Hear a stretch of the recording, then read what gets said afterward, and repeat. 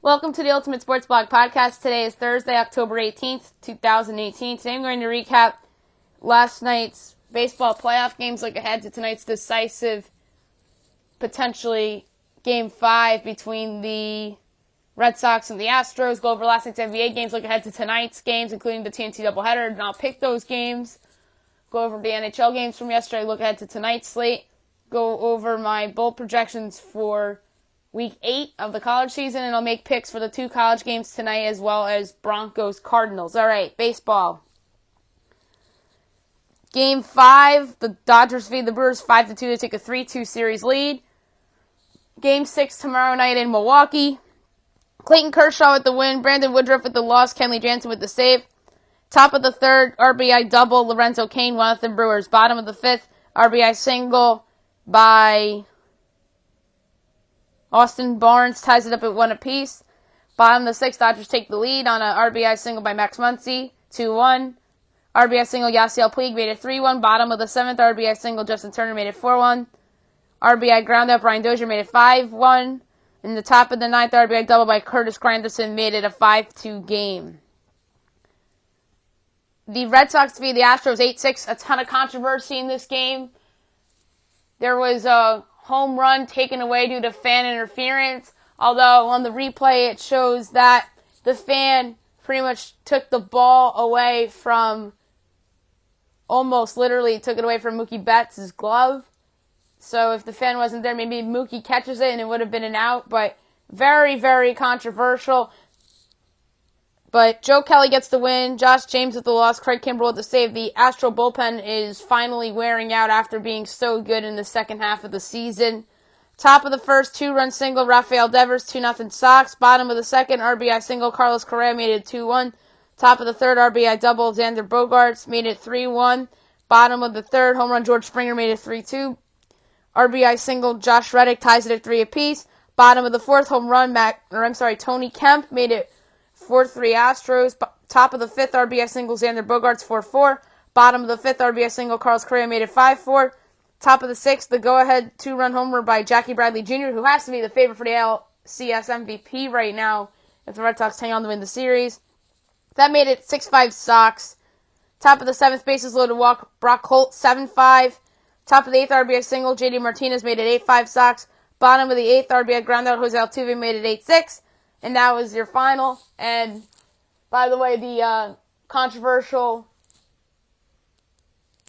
fan interference was in the bottom of the first, which would have been a 2-run shot by Jose Altuve that would have tied it up at 2 apiece, in theory, in the bottom of the first. So, if they call that a home run and say Mookie doesn't get the ball, it goes off his glove and the fan doesn't interfere with it, or the umps actually make the right call, then this is a different ball game, and maybe this is a 2-2 series.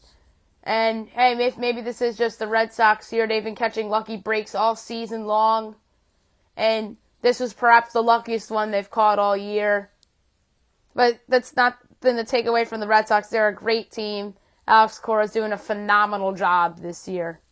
And tonight's the potential series-deciding game. If the Red Sox win, they're off to the Fall Classic for the first time since 2013. If the Astros win, they force a Game 6 in Fenway Park for Saturday night. So this should be a really, really interesting game tonight. You have Justin Verlander going for Houston against David Price. Verlander has thrown 24 consecutive scoreless innings in elimination games. He's been fantastic in elimination games in his career, including last playoffs against the Dodgers in Game 7 of the World Series and against the Yankees in the ALCS, and I believe that was Game 6. And I think that Verlander will be good. He'll be better than he was in Game 1. And I expect Houston to win a close game. I think the Astro bullpen is starting to wear out a little bit. The Sox bullpen has exceeded my expectations in the playoffs. It did its job in Games 1 and 4 in the Yankee series. Game 3 is a little bit of a wash because that was such a big score that there was no pressure But they were great in games 1 and 4 of the Yankee series. It was good in the 3 games they've won in this series as well. I think you see a little bit of regression tonight from the Sox bullpen. And I think a little bit of bounce back from Houston's, although Houston's, like I said, has been worn out. But best case scenario for Houston is that Verlander goes 7, or at least 6. And then you hold your breath. Let's hope you have a lead to get to that pen. So let's say the Astros win by a score of 5-3. I think their pen gives up a couple runs. And Verlander pitches very well. NBA last night, there were, I believe, 12 games played. I'm going to go over all the scores. The Bucks defeated the Hornets 113-112. Nick Batum missed a 3-pointer at the buzzer, and Milwaukee hangs on to avoid a blown lead. Giannis Antetokounmpo was the Bucks' best player last night. 25 points, 18 rebounds, 8 assists. The best player on the court had to have been Kemba Walker of the Hornets, 41 points on 15 of 29 shooting, 2 rebounds and 4 assists. So the Bucks are 1-0 and Charlotte's 0-1. The Pistons defeat the Nets 103-100. The Nets got off to a good start, then the Pistons came back. Pistons are 1-0, Brooklyn's 0-1. Karis LeVert had a nice game for the Nets in a losing effort, 27 points, 4 rebounds and 4 assists. Blake Griffin looked like the Blake Griffin of old a little bit. 26 points, 8 rebounds, 6 assists. Andre Drummond had a nice game too with a 20-20 game, 24 points and 20 rebounds. The Pacers defeated the Grizzlies 111-83. Dominating win for Indiana. Boban Bogdanovic led the scorers with 19 for Indiana with 6 rebounds. Victor Oladipo, 16 points, 5 rebounds, 5 assists. So a good all-around game for him. Marcus Gasol only had 13 points, 6 rebounds, 3 assists. Mike Conley, 11 points, 2 rebounds, 3 assists. And the rookie Jaren Jackson Jr. actually came off the bench in this game. 10 points, 5 rebounds, and an assist. The Magic defeated the Heat 104-101. The Magic 1-0 at Miami 0-1. Aaron Gordon had a great game for Orlando, 26 points, 16 rebounds, and 2 assists. Miami, Goran Dragic had a really good game, 26 points, 4 rebounds, 4 assists, and hit 3 3-pointers. Josh Richardson, 21 points, 5 rebounds, and 3 assists. The Raptors defeated the Cavaliers 116-104. Toronto 1-0, Cleveland 0-1. Kawhi Leonard had a nice game in his debut with the Toronto Raptors, 24 points, 12 rebounds, and 2 assists. Kyle Lowry, 27 points, 2 rebounds, 8 assists. And change with the Raptors, Pascal Siakam is starting for them now, and Serge Ibaka is coming off the bench. Siakam in his first start, 13 points, 2 rebounds, 2 assists, and hit a 3-pointer. Meanwhile, Cleveland, Kevin Love, 27 points, 7 rebounds, 2 assists. C.D. Osman, 17 points, 10 rebounds, 4 assists. The Knicks defeated the Hawks 126-107. An impressive win for the Knicks after trailing 10-2 to start the game. Dave Fizdale calls a timeout. And then they just took off the rest of the way. That final score is deceiving, even though it's a 19-point score. That's deceiving. A lot of it was garbage time. The Knicks put this game away in the second quarter, although Atlanta made it a 13-point game in the third. Knicks pulled away again late. They're 1-0. Atlanta's 0-1. Tim Hardaway Jr. had a fantastic all-around game for the Knicks. 31 points, 6 rebounds, 5 assists. The Knicks bench did very well. Noah Vonleh, 12 points, 10 rebounds, 3 assists. Disappointing debut for Kevin Knox, the rookie, 10 points, no rebounds and no assists. Shot 4 for 16 from the field. Mario Hezonja was great off the bench, 15 points, 3 rebounds, and assists. 3 for 7 from 3-point land. Alonzo Trier, the other rookie, 15 points, 4 rebounds, and no assists. And he was pretty good as well. Trey Burke started at point guard, 15 points, 3 rebounds, 4 assists. Enes Kanter had another double-double like he normally does, 16 points and 11 rebounds. Meanwhile, Atlanta, Taurean Prince had a nice all-around game, 21.6 rebounds, 6 assists. Trae Young wasn't great at his debut, put some nice numbers up, but a lot of those shots he tried to impersonate Steph Curry.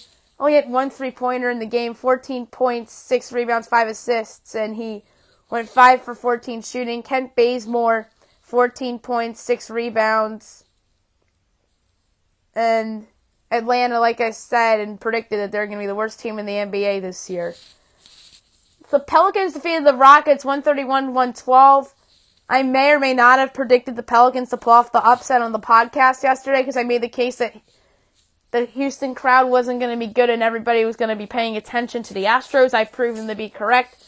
The Pelicans are 1-0. The Rockets are 0-1. Anthony Davis was the best player on the court, 32 points, 16 rebounds, 8 assists. James Harden was a rebound shy of a triple-double, 10 points, 9 rebounds, 10 assists. Chris Paul, 19 points, 5 rebounds, 6 assists. Carmelo Anthony in his first game as a Rocket, 9 points and 4 rebounds, 3 for 10 from the field. Eric Gordon did a nice job off the bench, 21 points and 3 rebounds. And another big game for New Orleans, Nikola Mirotic, 30 points, 10 rebounds, and 3 assists. Julius Randle's first game as a member of the Pelicans was good, 25 points, 8 rebounds, and 3 assists. The Spurs defeated the Timberwolves 112-108. This was a close game. Spurs are 1-0. Wolves are 0-1. DeMar DeRozan in his Spurs debut, 28 points, 4 rebounds, 4 assists. LaMarcus Aldridge was phenomenal too. 21 points, 19 rebounds, 2 assists.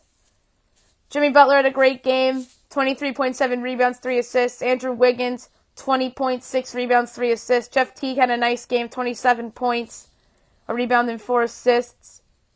Karl Anthony Towns had a terrible game. Shot 2 for 6, 8 points, 9 rebounds, 3 assists, and fouled out. The Jazz defeated the Kings 123-117. The Jazz are 1-0. Sacramento's 0-1. Donovan Mitchell, 24 points, 3 rebounds, 2 assists. Rudy Gobert, 19 points, 15 rebounds. Joe Ingles, 22 points, a rebound, and 6 assists. Meanwhile, Sacramento, Willie Cauley-Stein had a nice game, 23.7 rebounds, 4 assists. De'Aaron Fox had a good game, 21 points, 4 rebounds, 7 assists. Buddy Hield, 19.6 rebounds and an assist. The second overall pick in the draft, Marvin Bagley, came off the bench, 6 points, 5 rebounds, and no assists. Shot 3 from 6 from the field. The Suns defeated the Mavericks 121-100 on ESPN's second part of the doubleheader. So I went 0 for 2. I think I had the Rockets winning, but the Pelicans covering, so I went 0 for 2. Suns 1-0, Mavs 0-1. Devin Booker was great. Showed no ill effects of his injury. 35 points, 4 rebounds, 7 assists. Trevor Ariza was good in his Suns debut. Good all-around game. 21 points, 8 rebounds, 7 assists. DeAndre Ayton in his NBA debut. 18 points, 10 rebounds, and 6 assists. So that's a great game and shot 8 for 11 from the field. Josh Jackson off the bench. 18 points, 2 rebounds, 3 assists. TJ Warren off the bench. 17 points, a rebound, and assist. So 2 guys that should, in theory, be in their starting lineup off the bench. Mikal Bridges didn't do anything in the game. Meanwhile, for Dallas, Luka Doncic in his debut, 10 points, 8 rebounds, 4 assists. They started him at, it looks like the power forward position, as Dorian Finney-Smith started at the 3. Dennis Smith Jr. started at point guard, and Wes Matthews started at shooting guard, unless you put Matthews at the 3, Doncic at the 2, and Finney-Smith at the 4. DeAndre Jordan in his Mavs debut, 11 points, 12 rebounds, and an assist. Dennis Smith Jr., 13 points, 2 rebounds, and 5 assists. The Nuggets defeated the Clippers 107-98. Nuggets 1-0, Clippers 0-1. Nikola Jokic, 21 points, 8 rebounds, and 5 assists. Gary Harris, nice game, 20 points, 3 rebounds, 2 assists. Will Barton, 19 points, 5 rebounds, 2 assists. Tobias Harris, 19 points, 10 rebounds, and an assist. Boban Marjanovic off the bench, 18 points and 8 rebounds, including a dunk where he literally was on his tippy toes, which kind of trended on the internet last night. Lou Williams, 14 points, a rebound, and 5 assists off the bench. Danilo Gallinari, 16 points, 8 rebounds, and an assist. Tonight, you have 3 games. You have the Heat and the Wizards. Heat are 0-1. Wizards, this is their first game of the season. Will the Heat have a bounce back after a tough loss in Orlando that I predicted? Or will they bounce back and get the win? Wizards, a lot of people feel that they could potentially take a step back. But in all likelihood, this looks like the 6th seed in the Eastern Conference. Your TNT doubleheader, you have the Bulls and the 76ers at the 8 o'clock game. This is the Bulls' first game of the year. Philly lost opening night in Boston. I think this is a big bounce-back game for the Sixers as they'll get the win at home against one of the potentially 5 worst teams in the NBA this season, certainly one of the worst 4 teams in the East.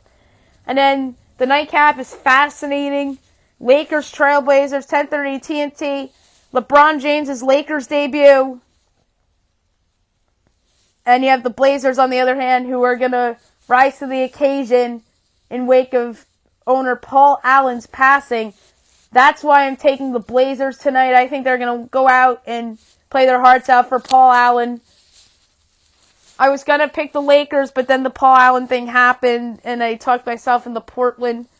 So give me the Blazers at home to win I'd say a close game. I think LeBron keeps the Lakers in it.